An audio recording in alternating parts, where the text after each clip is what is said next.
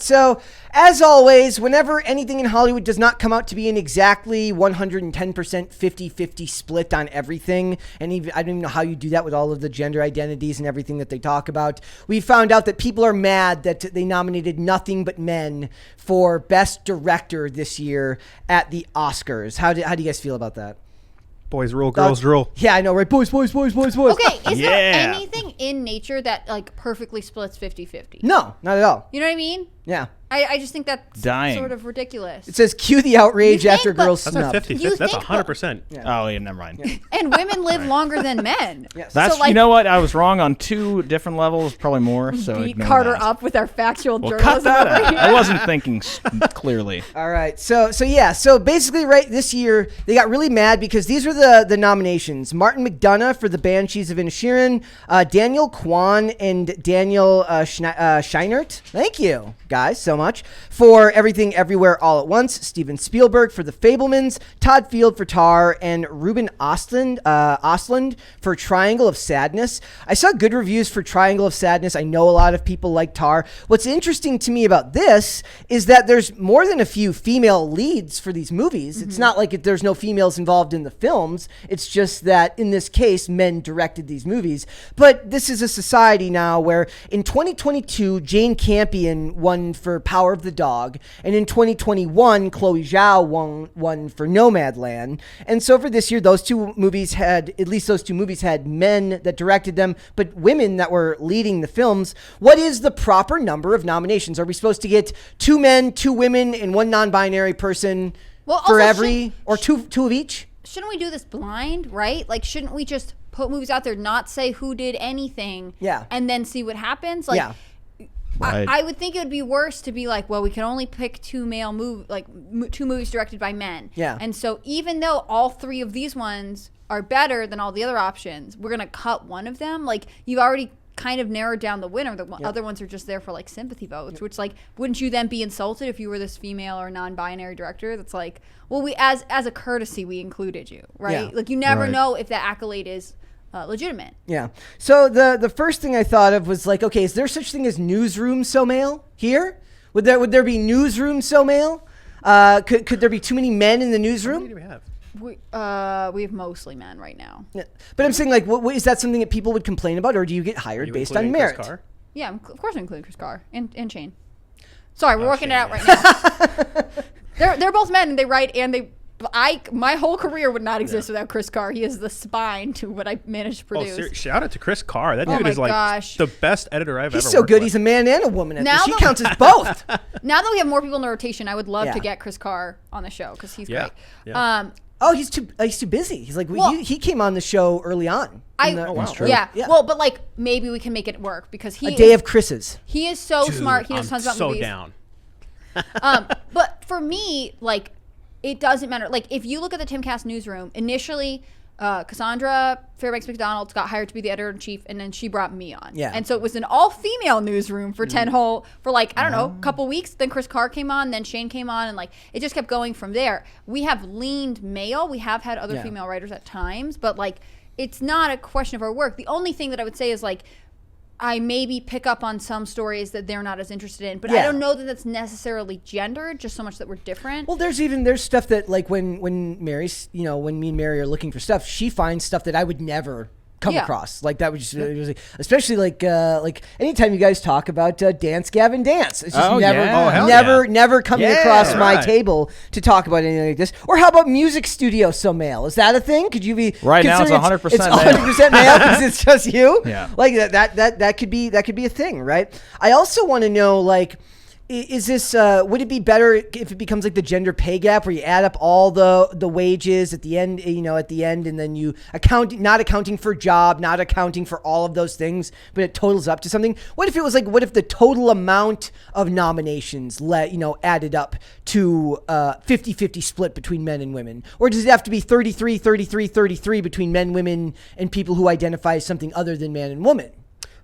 Dude, there's disparities between men and men and women and women. I'm being sarcastic as I do this. Right, but it's a like division that'll never work. I'm entertaining ridiculous concepts. Okay, yes. gotcha. So, like, but it's like they continue to believe that there is some type of answer in which they're actually happy with the outcome, but they're never actually going to be happy with the outcome. Some of these posts were really funny. So Variety was the one that says the Academy Award nominations announced on Tuesday that did not include women filmmakers such as Sarah Polley for Women Talking, Gina Prince Blythewood for The Woman King, and Maria Schrader for She Said. Look, isn't it weird that all of their titles reference the fact that they're female? Yes. Like, team, what's going on here? So it's kind of like in comics where like Christopher Priest started, like he was always a great comic book writer, but then they started only giving him comics that involved black characters because he's black, because actually Hollywood and comics are full of racists, right? So it's like he's like, look, I don't want to just write black characters. I want to write all sorts of characters. I'm a creative. All you have to do is give me the time to research, look into all of this, and do my job, and I can write for anyone. It's like they're like, hey, you woman, you're a woman, right? Ovaries. I've got 'em. Make the movie about the women, will you? Will you do that for me? And one of those is the Harvey Weinstein movie. That movie was never getting nominated for any Best Picture of any sort. Nobody saw it. Nobody went to see it. The other question for me is like, do you go out of your way to see a movie? Yeah. Because like as a consumer, you're like, well, I've seen a lot of movies directed by men today, so I should probably see a movie directed by women. Like, does that thought cross anyone's mind? Shouldn't the award show situation at least reflect a little bit like what the consumers are experiencing? Like, if you are making these movies for audiences, shouldn't you take into consideration that they probably don't actually care? A select few people who are driven by maybe feminism or a different political ideology might say like, I'm going out of my way to see more movies from this specific group. But for the most of people, it's like, it's a good movie and your identity is not enough to make or break it. Yeah. Did you see that the estate for George Orwell has approved to do a retelling of 1984 from a woman's perspective? Oh no. Well, it'd be the same thing, wouldn't it? And it just says, behold the quintessential book on propaganda being used as propaganda. Just stop. Man. Incredible, Please. right? Incredible. So HuffPost says, in the words of Issa Rae, who presented the Oscar nominations in 2020, the last time there was an all-male, that in 2020 when it was the last time that there was all-male group of Best Director nominees, congratulations to those men. It's exhausting this has to once again happen and somehow keeps happening. I had hoped to not have to publish this story. I had hoped to have been wrong. They're such crybabies. Like, not to mention, like, the people writing the articles, it's not like it's their fight. Like, it's not like it's the director saying this, I guess, because they don't want to get blackballed in the industry. But like, I can't imagine living this way. That's why I don't. Like, you know what I mean? Like, having to worry or think about this stuff all the time. Yeah. Also, to me, the biggest loss in all of this is they didn't make a new category for like Best Movie Slap and call it the Will Smith Award.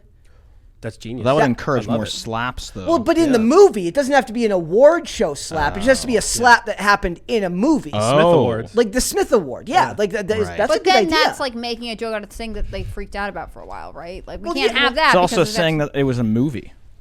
That's like, true. Haha, this was scripted. Guys, everyone's taking me too seriously today. My sarcasm detector is off. Like, I can't say it right. I was kidding. I don't actually think all our sarcasm meters are broken. And I'm still upset that they don't have, at least as far as I know, they haven't changed anything as far as not having an award for stuntmen, which is a problem to me. Yeah, there should be awards for stuntmen.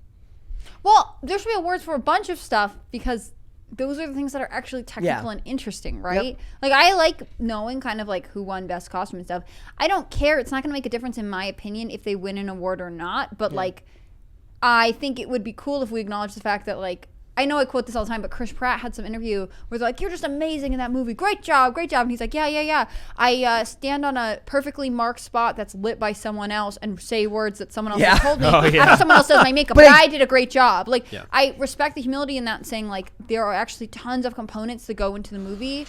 And while actors do work and have, talent, I'm sure, but, like, for the most part, a movie relies on everyone who you'll never see, and the award shows will never prop up.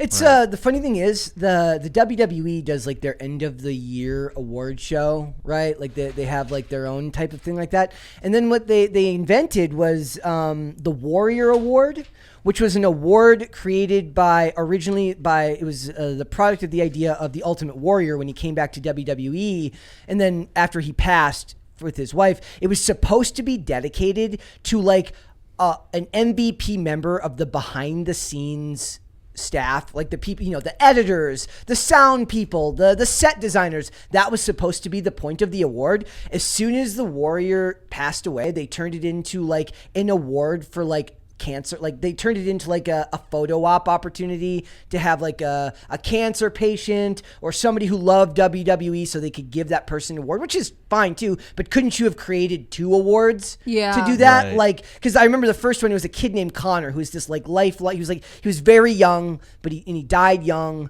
If I remember correctly, but he was a lifelong WWE fan. So when he passed away, they created a charity called Connor's Cure, if I remember correctly, and he became the first recipient of the Warrior Award. And it was never supposed to be that. It was supposed to be an award that brought some type of vibe for the people behind the scenes, right? Because they need their own recognition. Mm-hmm.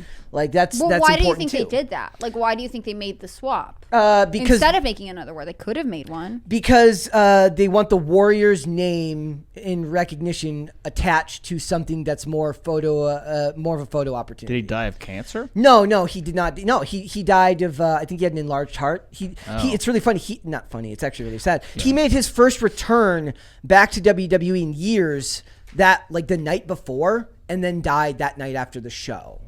Damn. Like it was really sad. Yeah. So it's like, and then they announced this award, and it was annoying. It was like why would you take what he wanted and turn it into something else, right? So I don't know. Like I would, I guess wanting any type of good to come out of award shows is ridiculous, considering they're not really for any actual person. Anyone watches them anymore. I talked to somebody said on Twitter the other day about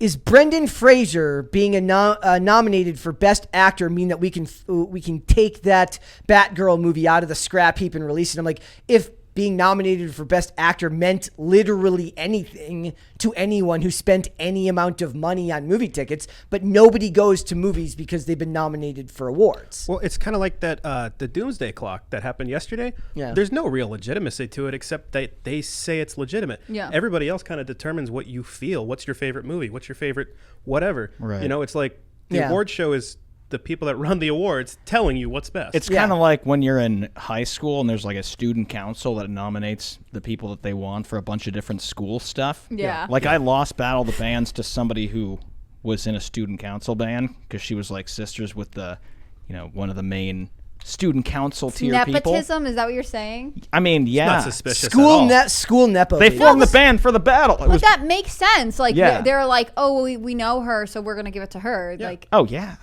That's what I'm saying. Nepotism. It's not that they should, but Chris. I'm agreeing with you too. Right. Nepotism all the way. Goes all the way back to high school. It's awful. So look, it's not like anybody cares about the award shows, but anytime something like this comes out, you're like, could once they just be like imagine like the vibes they could change if they were like, look, we would have loved for these ladies to be nominated for one of these awards, but these men made some great movies this year, and we hope that whoever made the best man, that was the best, like somebody made the best man win, like in one of the posts. Dallas from the Daily Wire was like, when somebody wrote the first article, it said, "This is so male." He let the best man win.